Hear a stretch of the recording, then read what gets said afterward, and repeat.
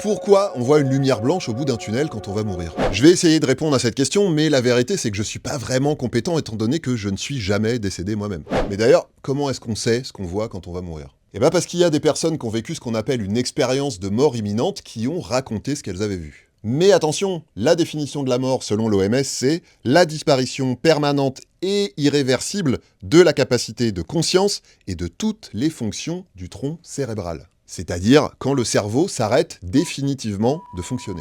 Donc, si on survit à un arrêt cardiaque, on peut témoigner de la fameuse expérience de mort imminente, mais on peut pas vraiment dire qu'on a été mort quelques minutes. Alors, ça reste quand même troublant que tout le monde décrive la même chose. Première précision, en réalité, il y a moins d'un tiers des personnes qui décrivent cette histoire de lumière blanche au bout d'un tunnel, donc c'est pas tout le monde. Et plus intéressant encore, les récits, ça varie énormément selon les cultures.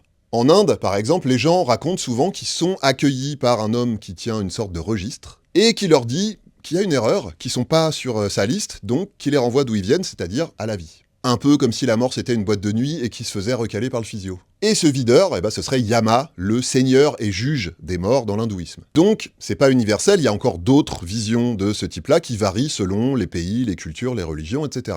En fait, on pense qu'on voit tout simplement ce qu'on s'attend à voir parce qu'on nous a dit que c'est ça qu'on allait voir. Mais ce dont on est sûr scientifiquement, c'est qu'il se passe effectivement quelque chose à ce moment précis. Il y a un patient qui est mort pendant un électroencéphalogramme et ça a révélé que son cerveau a émis avant et après l'arrêt cardiaque des ondes bien particulières. Le même type d'ondes que celles qu'on émet quand on rêve ou quand on se remémore des souvenirs.